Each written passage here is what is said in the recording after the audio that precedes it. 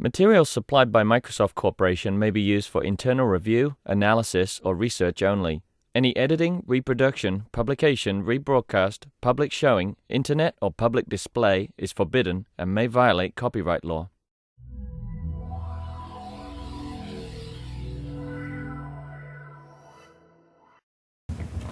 Thank you for coming, especially today. We really appreciate that.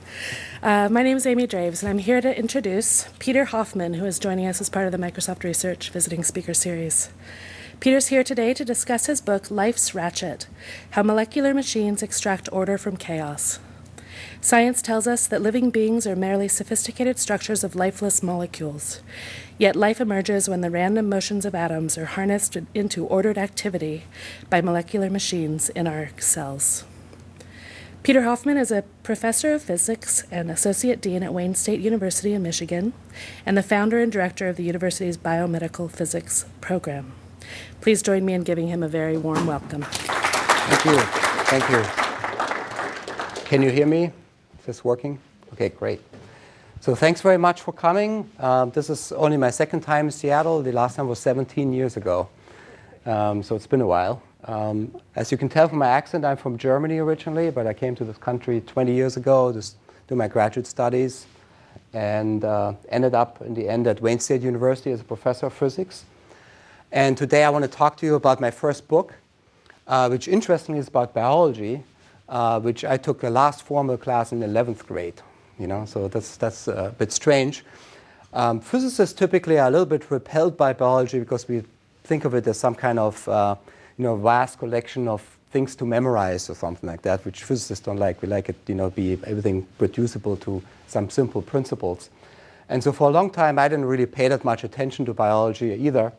But I started reading about evolution. I found that pretty interesting. And then some years ago, just by chance, I inherited a research collaboration. I do research using a technique called atomic force microscopy, and somebody asked me if I could study proteins, single molecules with that. And so I started doing that, and a couple years later, I started a program, undergraduate program in biomedical physics, and I started teaching my first biophysics course for that. I had to read up on all those things, and I learned actually that we already do know how physics can explain how life works, at least on a very fundamental level. But I realized there was no book that actually brought that knowledge to a greater public, so I decided to write one. So 4 years later, I'm here to talk to you about it. But first I have to have, there's a disclaimer. This comes from Erwin Schrödinger, which is one of the founders of quantum mechanics, and he wrote a little book in 1945, or 1940, I think, What is Life? So he was one of those first physicists venturing into the realm of biology, and just to excuse himself for venturing onto somebody else's turf, he said, a scientist is supposed to have a complete and thorough knowledge at first hand of some subjects, and therefore is usually expected not to talk about topics of which he is not a master. This is regarded as a matter of noblesse oblige. For the present purpose, I beg to renounce the noblesse, if any, and to be freed of the ensuing obligation. So I want to say the same thing. So I'm going to talk about biology, but remember, I'm a physicist. And here's then the challenge that I want to talk about and that the book is about. And this goes really back to, everything goes back to the ancient Greeks, I suppose, But I didn't take an ancient Greek to talk about it. I went a bit 2,000 years later. Here's Immanuel Kant, and he said that crude matter should have originally formed itself according to mechanical laws, that life should have sprung from the nature of what is lifeless, that matter should have been able to dispose itself in the form of a self-maintaining purposiveness, which is a tough word to say, actually, that is contradictory to reason. So what I'm going to talk about is how can matter that I study as a physicist, as a material scientist, which is made of atoms that are randomly swirling around, how can that create something like me, that I'm walking around talking, like you that are listening and understanding what I'm saying? How could that even fundamentally be possible? And then we were going to go really to the bottom of how it could work. So here's something living, taken out of the front window of my house. And this something is looking for food, manipulating food, eating food, paying attention to its surroundings. So we asked the question, like Schrödinger's book, what is life? And really it's a difficult question to answer, what is life? Because when you ask the question, what is life, we actually think of life as something that is added to something to make it alive, right? And that's really the problem in philosophy. People always like, what is life? But life is really not a thing. Life is a process. So really the question we should ask, what do we mean when we say an object is alive or living? And there's many definitions of that. You can go to Wikipedia or your favorite encyclopedia. But this is kind of what I came up with. Living beings are self-contained entities with some kind of purposeful directed motion, regulated self-renewal, and high complexity. And I want to focus on the purposeful directed motion. And purpose, I don't mean with like, what's the meaning of life? I'm not going to answer that question today. I'm sorry. If you came for that, sorry. What I mean with that is that everything in your body has a purpose. The molecules in your cells have a certain purpose. They do certain things. Your liver has the purpose of cleaning up your blood or something. Your brain has the purpose of thinking, I suppose, things like that. So where does that purpose come from? And everything in your cells has some direction. They do things in a certain way. They don't randomly go back and forth. And that's the question we want to answer. So where does this purpose then begin? We go from atoms, and these are atoms of silicon, to molecules, to organelles, to cells, to organisms. That's our dog Shadow, by the way. Where on this continuum does this purpose arise? And one answer people have given is that they have postulated there's some extra ingredient somewhere along this continuum which turns these lifeless molecules, random molecules, into something that has a purpose. And they have called these things by various names, but a lot of times they've called it a life force. So this has something like a life force there, something that we add like a dash of life force to a bunch of molecules, and then they make a living being. And this question is pretty old. I'm not going to go through the whole history of it right now. So I'm just going to jump in increments of 2,000 years. But let's just start in the beginning, because I do want to come back to this fellow here. Democritus, you all know, is the guy who came up with the idea of atoms. And he said something interesting. He said, everything is the fruit of chance and necessity. Another fellow, Aristotle, didn't like that. And he said, Democritus says that atoms, owing to their ceaseless motions, produce the body's motion. But it is not in this way that the soul appears to originate motion in animals. It's through intention and the process of thinking. So for him, it was the idea that everything's from the top down. We got the soul, which produced the thinking, and the thinking controls how the atoms and the molecules move. Whereas for Democritus, from the bottom up, we got the molecules, and they follow the laws of chance and necessity, and somehow this builds up everything else. So who is right? This back and forth really has continued through thousands of years, and the reason that it wasn't really resolved for a long time is that simply we didn't have the tools to really figure it out. So fast forward 2,100 years, the first real scientific proof that something like a life force may not actually be there came through the law of the conservation of energy. Because if there was something like a life force, it would be something that adds energy at some point. But we know that all the food we eat and the activity that we do and the heat that we radiate follows a very tight balance sheet. Whatever we take in is what we give out. And actually, the whole idea of conservation of energy came to defeat the idea of the life force. If you actually go back and you read Hermann von Helmholtz and Julius Robert von Mayer, which were the German physicists that figured the general law of conservation of energy out, they specifically say if there was a life force, it would allow for the possibility of a perpetual motion machine, because it would add some energy out of nowhere that is just not there. And of course, the complexity part I want to mention is that on the side of mechanism, of course, we have Darwin and Wallace, which explain that part also. So that's where we are today then. Modern science is pretty heavily on the side of mechanism. But that doesn't mean that the life force is really dead. It really survives in the popular imagination. And so here's a quote I took out of a film that was made in conjunction with the book The Secret, you may have heard of. A book sold. I mean, I wish I would just sell 1/10 of those books. I'd be, retiring, probably. Here's what this person said. Human beings are an incredible source of power and could use the power in their body to illuminate a whole city for nearly a week. So supposedly there's this like untapped energy source inside of us that if you just tap into it, we could just illuminate a whole city for a whole week. Well, if you apply the laws of energy conservation, how many light bulbs could one human being really light up? One. Okay. So the power that a human being runs off is about 100 watts.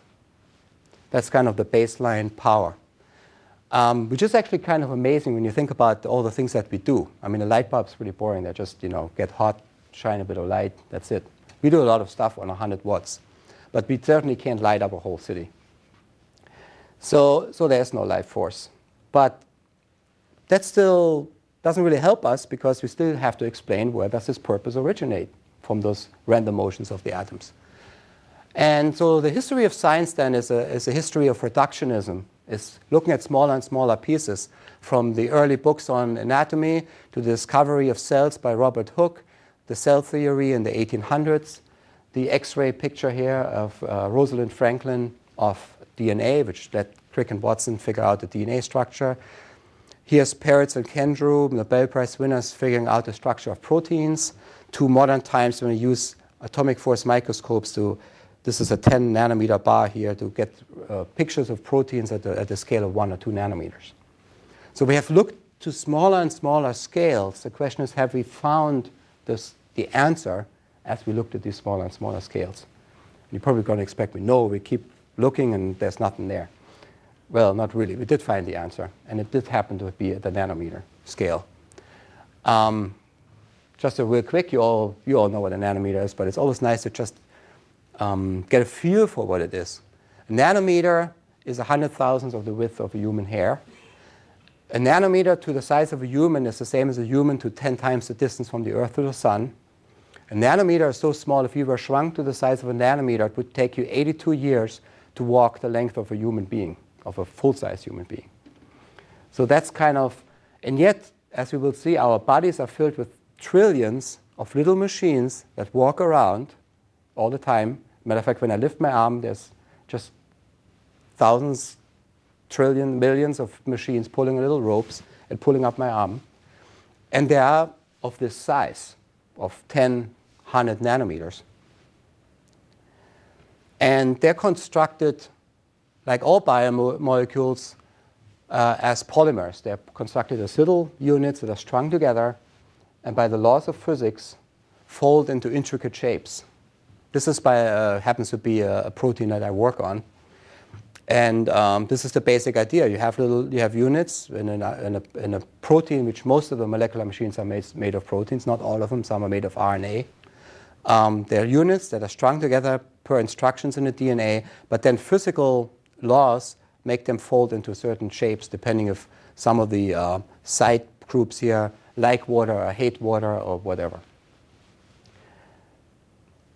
To study these things, one of the techniques, and there are many techniques, I'm just going to talk about one. There's many things that people use, fluorescence microscopy, laser tweezers, and I talk about all of those in my book. The one I use in my lab, this is our AFM in our lab that we built. It's home built, as we say. People always think I built it in my home, but that's it's built in the lab. But the basic idea is you have a sharp tip that can interact with the surface. You can scan that tip over the surface just like an old-fashioned record player where you have the needle scanning your record. And the forces between that tip and the surface then can create an image of the surface. And if a tip is sharp enough, you can create images as fine as atoms. Each blob here is a silicon atom. You can even see atoms in the second row and in the third row below. This is an AFM that in my lab that can actually do an image like this. This is an AFM that works for biology because it has a liquid cell. You can also measure forces between molecules. You can attach molecules to the tip. You can attach molecules to the surface. You can put a cell on here and probe a cell. You can do all kinds of neat things with this. And I'm a little bit envious, but there's a professor at Kanazawa University in Japan who built basically the fastest of these AFMs ever built. Typically, when you're trying to get an image in AFM, you got to have a lot of patience. And I was a graduate student. I would sit for hours in front of the screen just seeing these little images come up, and then they wouldn't look any good, and then I would do it again. And you know, it would take me 2 years to get some decent images I could actually publish, and it was pretty painful. These people spent 6 years to build this AFM. This can create an image in 100 milliseconds. And that's amazing because they're trying to scan biomolecules which are very fragile, and you have a hard tip, and if you would do it too fast and it wouldn't regulate the distance between that tip and the surface, it would just shred everything, right? You just go like this and just shred everything. But this has very, very fast electronics, so it can scan within 100 milliseconds this whole picture. This whole picture is 100 by 100 nanometers. And what are we looking at? We're looking at, which I may call a road, a molecular road. This is a molecule called actin. It's what we call a track. And this thing here, which looks like a tripod, I want you to really keep attention to that one. This is a molecular machine. And you can find this on, okay, keep watching it. Oh, made a step. Here's another one. Saw that? I mean, just play it one more time.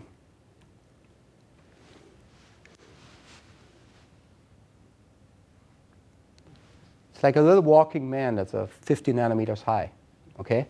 These things are in your cells right now. There's trillions of them in your cell moving cargo around. Typically, there's cargo attached on the top, moving them in a fixed direction. They don't go back and forth randomly. Some of them move only from the center of the cell to the cell membrane. Some only move from the cell membrane to the center of the cells. Some are specialized to pull DNA apart when the cell separates. There's some in your ears that attach tension in some of the structures in your ears so you can hear better. They do all kinds of stuff. There are all these little machines running around in your cells doing this kind of things. So what makes them move, first of all? I mean, when you see a molecule and it moves, what makes them move? I mean, what seems weird, right? I mean, well, what makes them move, interestingly, at the first order, we see that that's not the whole answer, is simply the noise, the randomness in our cells. Our body is at 37 centigrades, right? Roughly 98 Fahrenheit or something like that. And that means, temperature means that your molecules in your body move at certain speeds. If you make it hotter, they move at a higher average speed, right? Every biomolecule, so the one you just saw, collides 10 to the 13 times a second with water molecules. It's bombarded by water molecules. These collisions provide 10 to the 8, that's 10 million times more energy to those molecules than the molecule itself actually generates. Now, of course, it's completely random, so on average, it wouldn't move the molecule anywhere. It would be like, if you would translate to macroscopic situation, it would be like you're trying to drive a car through 70,000 miles per hour wind. Of course, that wind would change direction 10 to the 13 times a second. So that's actually what makes everything dynamic, everything moving in your cells. But of course, that cannot generate any directed motion, clearly, right? And that comes down to a famous law of thermodynamics, which you all have heard of. And here's Morpheus and Neo kind of giving us introduction to it from The Matrix. You probably have seen this movie, right? And here's Morpheus explaining to Neo that the machines, these are not the molecular machines, these are the big machines that control humans and the Matrix, discovered a new form of fusion. All that was required to initiate the reaction was a small electric charge. The human body generates more bioelectricity than a 120-volt battery and over 25,000 BTUs of body heat. We are, as an energy source, easily renewable and completely recyclable, the dead liquefied to fed intravenously to the living. Neo, no, I don't believe it's possible. At least Neo paid attention in his physics class. I mean, I could go on about every line has some nonsense that doesn't make any sense. But the main one is that humans are an energy source and they're easily renewable, okay? That doesn't make sense because that would mean humans make energy out of nothing, right? We're not an energy source, we're an energy sink, if anything.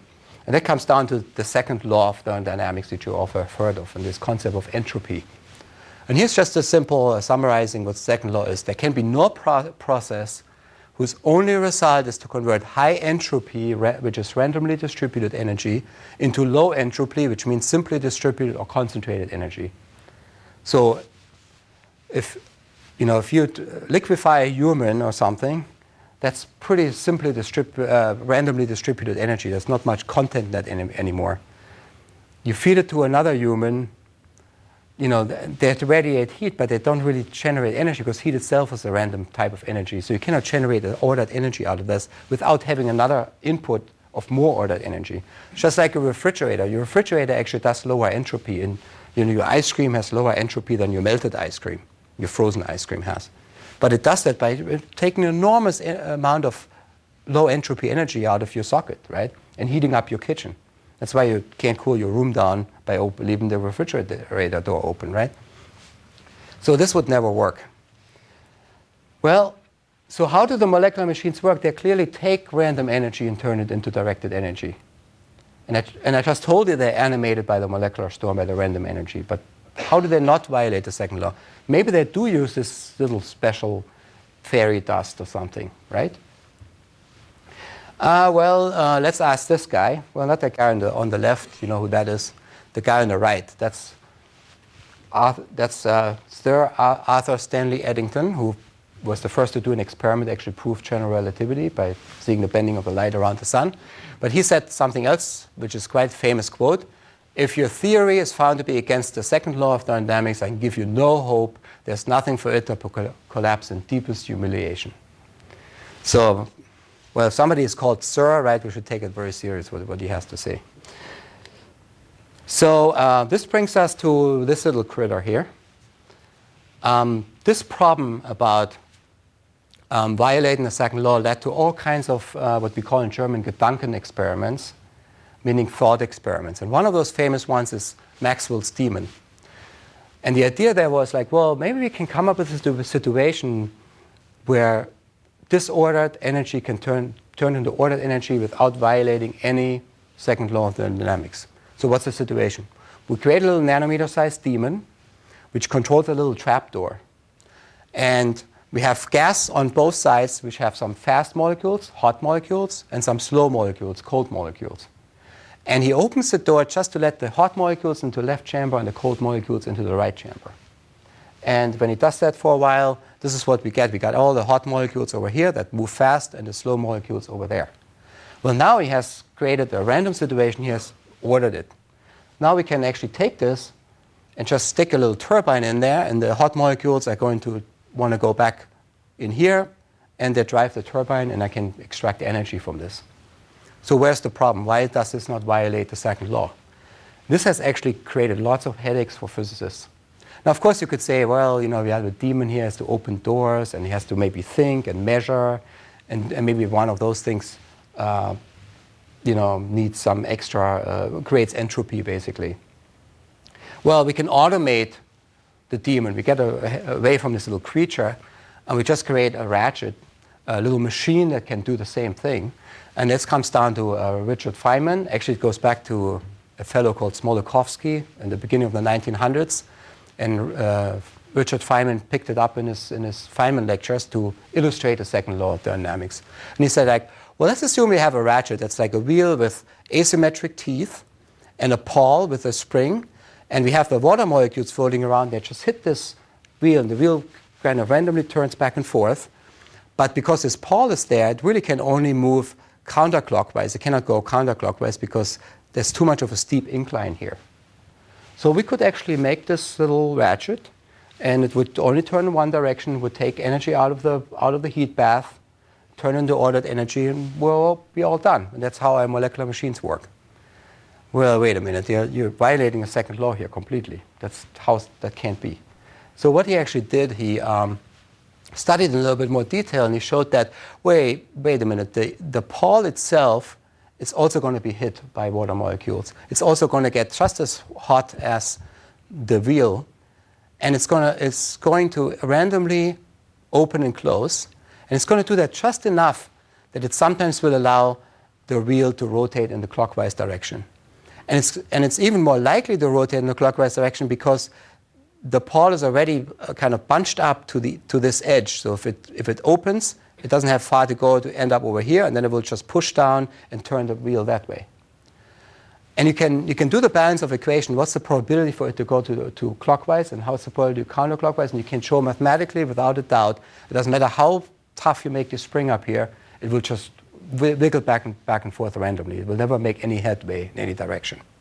It does not work. It's a very nice demonstration of the second law of thermodynamics. Still, there's something to this asymmetry there, and so we want to keep that in mind too. So we want to keep in mind we have the random molecular motion, we have an asymmetry there. How can we make it work? So to figure that out, we're going to enlist the help of another legendary figure, Sisyphus, which was this fellow that was king of Corinthium, which was forced by the gods to roll a boulder up a steep hill, and as soon as he would make it uphill, he would the boulder would roll back down again. He would do it all over again. It's kind of like going to work, right? So so he's trying. That boulder's really heavy. It's really no fun. So he made a request to the gods. This is not in your usual Greek mythology, but I'm telling you that's what happened. He asked them, just shrink me down to the nanoscale. Okay? So they granted his wish. And here he is at the nanoscale. Seems like the same problem as before. But now this boulder gets hit by random motions of molecules, wiggles around. He gets an idea. Well, let's let them wiggle. If it wiggles uphill, I just step right behind it. I keep it from falling back down. Let it wiggle up, I step right behind it. I keep doing that. And finally, I can drink a beer. Right? So this is the way to go. You let the molecular storm do the work, but you have to reset the situation by always keeping the distance the same behind it. So there has to be like what we call a reset step. And it turns out that even when they analyzed over many years Maxwell's theme a little bit more, and this is maybe interesting, especially talking here, is that the energy, again, comes from a reset step. And with Maxwell's theme, the reset step is that he forgets his previous measurement. It's in the erasing of his memory that we need energy.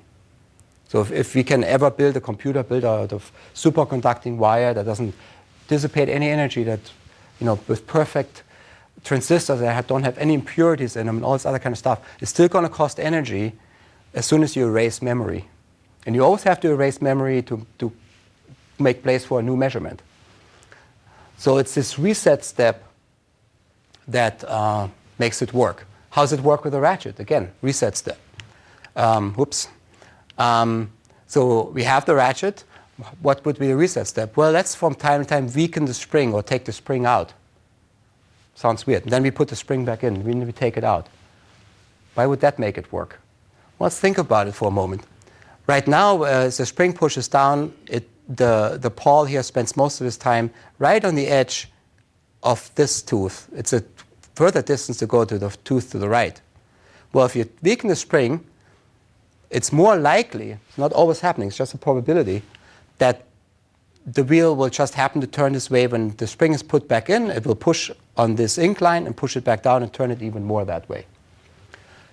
If you add it all up, the probabilities, if you actually take the spring out, put it back in, take it out, you can actually calculate that on average, it will turn clockwise, which is actually opposite of what we thought it would work like, right? Because we were hoping it's going to go counterclockwise. Again, it's this reset step. We actually, in a sense, erase the memory of where the pawl was located for a moment, and then do another measurement, and then so it's kind of, there's this interesting connection between how this works in information theory. Of course, we need energy to do this. So Sisyphus needs energy to step behind the boulder. Maxwell's demon needs energy to forget.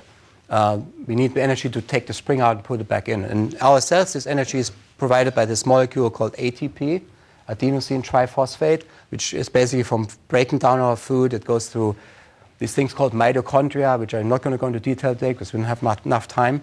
But this is our energy currency. And by splitting off one of these phosphate groups, it releases quite a bit of energy. It turns it into ADP. So just remember that because we need that in a moment. And energy is the other key we need. And there's an interesting thing about energy in the nanoscale. This is a plot I took out from Physics Today. It's one of, really, I love this plot.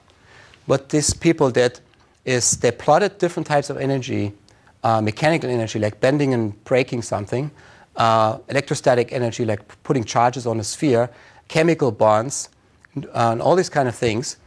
And they put them on a plot versus scale. As if you make things bigger, how much energy does it take to do these things? And they found that they all merge more or less at a certain scale here that also seems to match the thermal energy we have in our bodies, the energy contained in the random motion of atoms. And that scale is a nanometer. So what does that mean? That means that that's the one scale at which you can very easily convert one type of energy into another without any problems.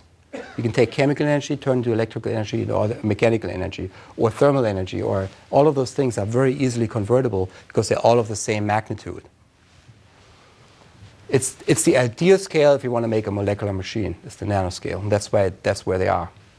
Here's an example of how chemical energies turn to mechanical energy. There's something that biochemists talk about. It's called allostery. And it's the idea that a molecule can bind to an enzyme, which is a protein, and it can deform that molecule, and that's usually used for regulation. You can imagine in your cells everything has to be regulated. Your cell's actually a computer. It's a chemical computer. And this is how the logic is built into your chemical computer. You have, basically it says, if control molecule binds here, then stop creating this product, right? And you can imagine very complicated feedback loops and connections between all these different cells. But for our story here, that's in itself very interesting. So for our story, the important thing is you have a chemical binding and a mechanical motion. So can I make a molecular machine like that? Well, I could put a molecule on a molecular track, I bind a molecule and it propels it to the left. But then what? If the molecule comes off again, it propels it back to the right. So the molecule could bind, come off, it would wiggle back and forth, but it wouldn't go anywhere. So again, what's needed? What's left? What's needed is this reset step. Okay?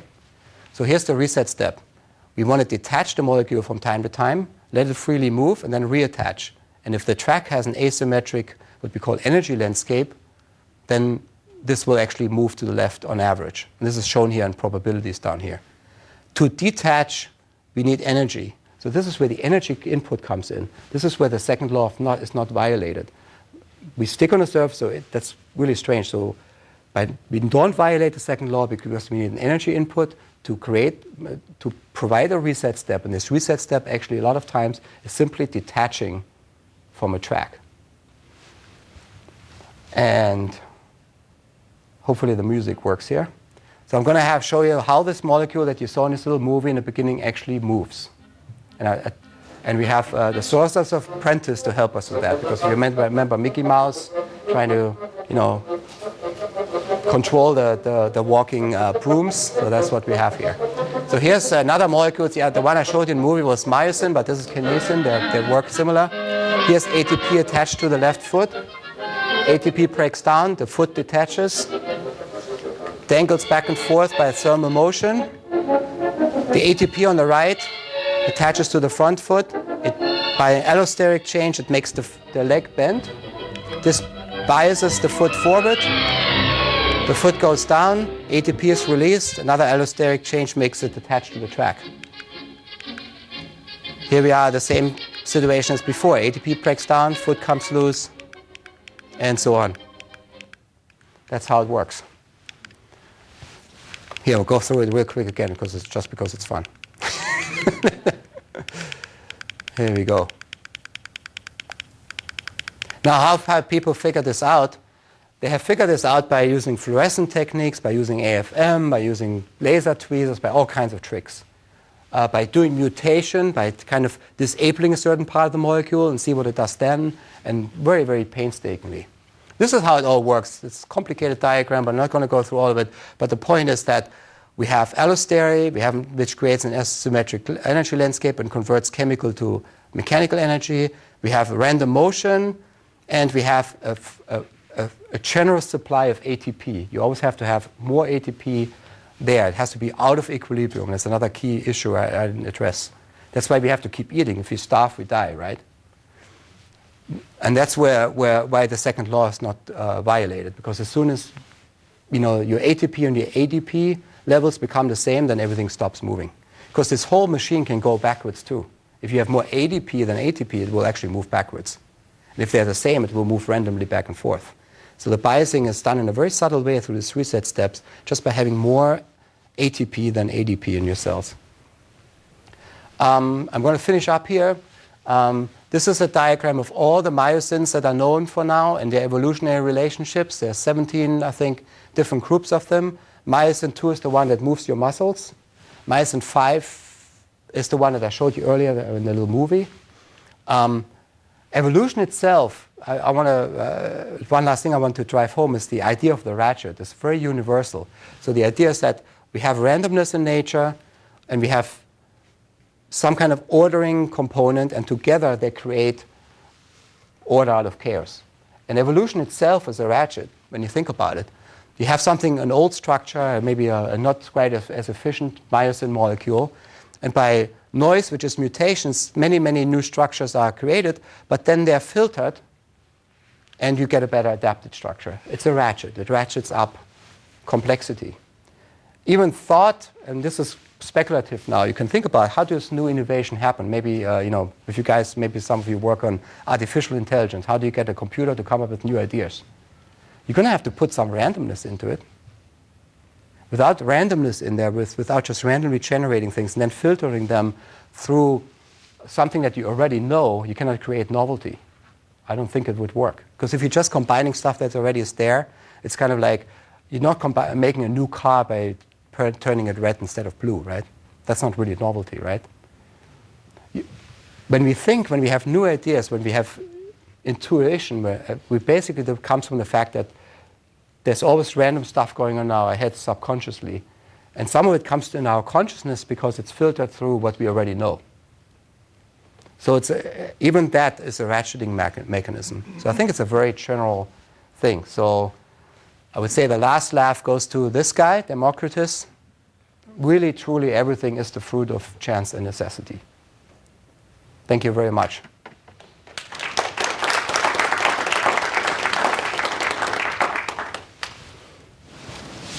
Questions? Yeah.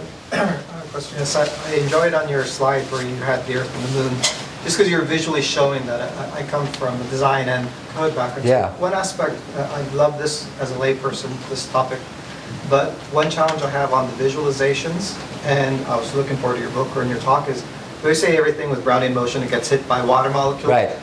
But whenever you see these visualizations, you never actually, I have no sense of what the scale is from a water molecule hitting, say, adenosine triphosphate, right? Because they always, nobody ever visualizes a water molecule. It's always floating in some miraculous ether of life, and it's walking. So is there any, it's just bugged me for a very long time. Can you help me with this thing that's bugged me? What scale are we talking about when it's a water molecule, say, and adenosine triphosphate or protein? That's a great question, especially the visualization, because I was trying to do this for this talk. I was trying to figure out how to get, it could have taken a long time to do all like random trajectories for little water molecules, but it was just too much work, I was trying to think, how do I do that? So I had one, but it looked really lame, so I took it out.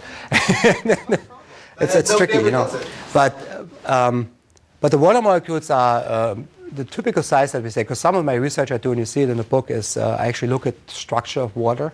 Water actually assumes a structure when it comes too close to a flat surface. And the distance between water molecules, the size of molecules, is roughly 0.25 nanometers, or 2.5 angstrom, as we like to say in physics.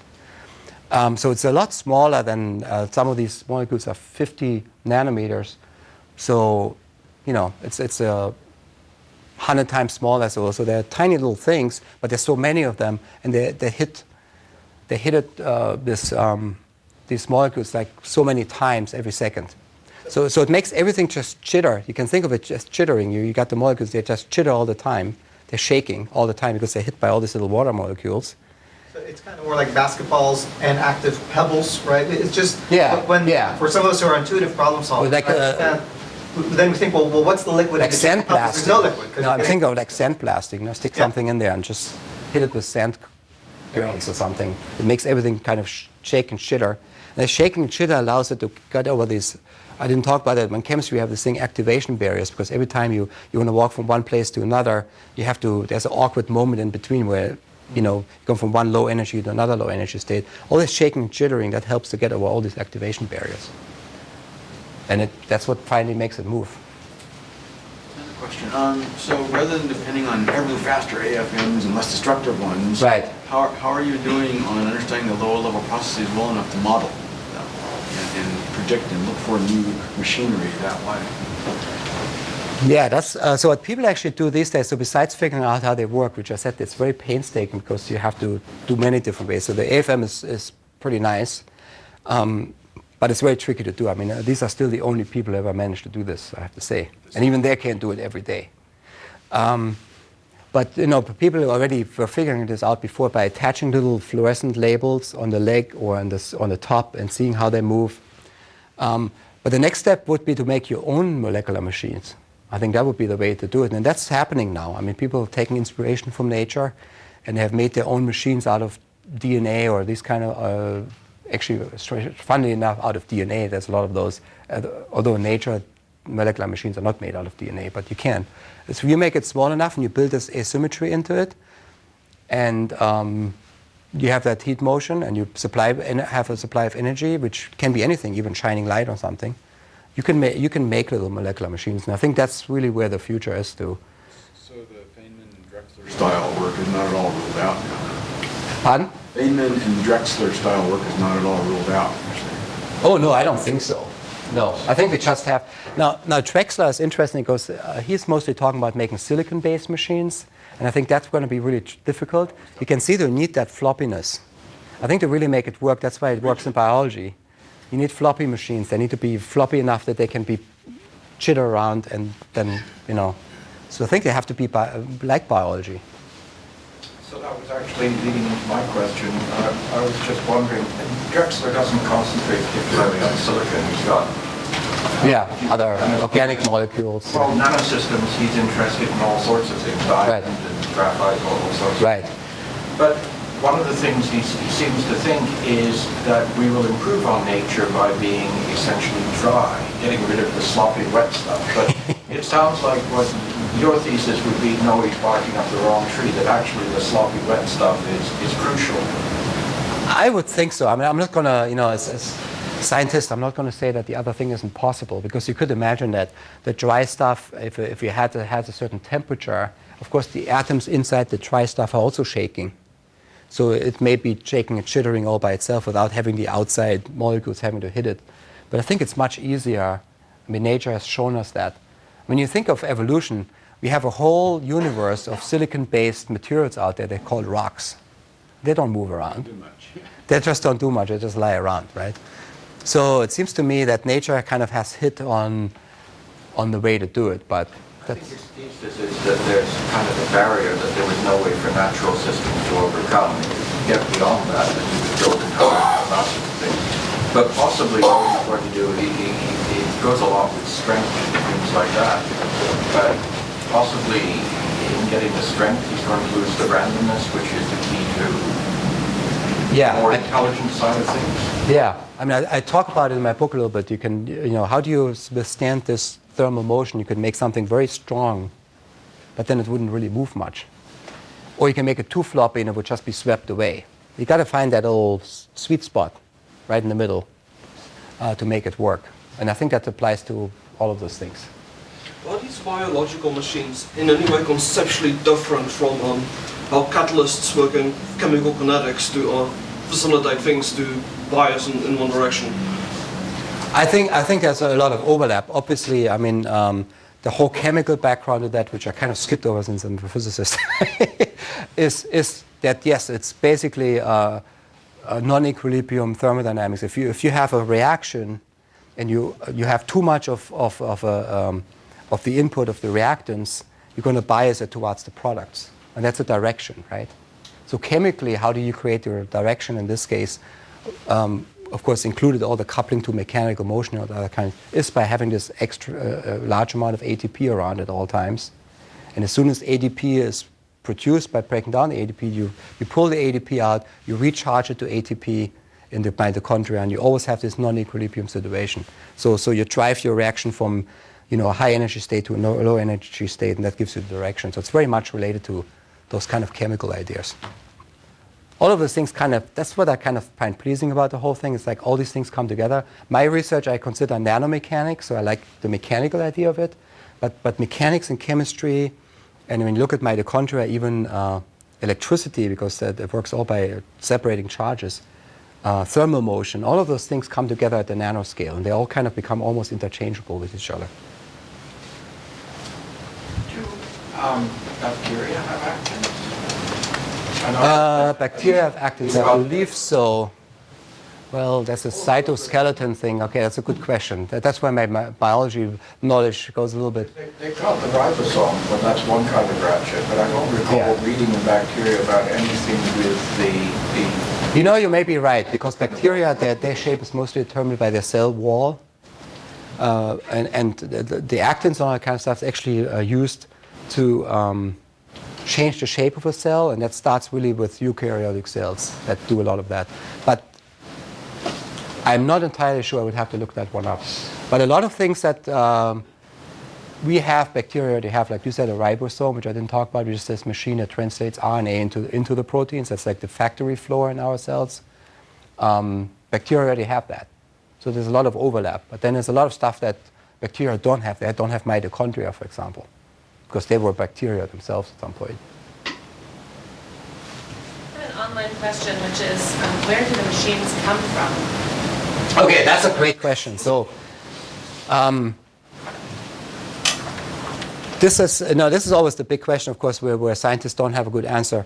Is once we have the machines, how we get the variety of them, that's evolution. But where did the first machine start from? That goes back to the origin of life. And basically, I would say we have no idea at this point. There's a lot of origin of life research. People have found out that you can make all kinds of organic molecules in a situation like a black smoker on mineral surfaces, some even pretty complex molecules, but nothing that approaches like a molecular machine. So there has to be some way of initially creating a replicator, something that can replicate itself, like an RNA molecule, that then eventually hit on these molecular machines. But that's, all these things that were the precursors to that are gone for like billions of years. It's trying to go back in time, trying to figure out how it actually happens, is very hard work. I think we'll figure it eventually out. But it could take 100 years, it could take 1,000 years, it could take 10 years. Maybe some genius will figure it out in 10 years. But nobody has an answer for that. But once they are there, we know how they evolve, we know how they work. Any other questions? At the close of your talk, you were saying that you're comparing sort of the ratcheting mechanism at the detail level with a sort of larger philosophy of almost of evolution, and saying that as things ratchet up, they improve. Right. And then there's a... Okay, I think I know where you're going, but go ahead. Okay, you tell me where you think I'm going. Improve is a kind of charged word. They change and they become more adapted to whatever. Because people will say, like, we evolved from bacteria to humans, and humans are better than bacteria. But the fact there's zillions of different bacteria, and they're very successful. In some sense, they've been around a lot longer than we have, so they're extremely successful. So you cannot say it's just because they're more primitive that they are less evolved than we are. But it means that you have a flexible structure that can solve problems. Bacteria solve problems very well. They're extremely good at that. So are we in a different way. But I think that general idea of a ratcheting mechanism is useful there. So you're saying there's a general notion of flexibility and adaptability there, and that's present that you're marking, more than the idea of that there's an advancement with each ratchet. Right. Okay. Right. Yeah, it's the adaptability part. And you need a bit of randomness in there, and you need some kind of linkage to some filtering mechanism to filter that. And that's basically a ratchet. Thank you so much. Thank you. Thanks.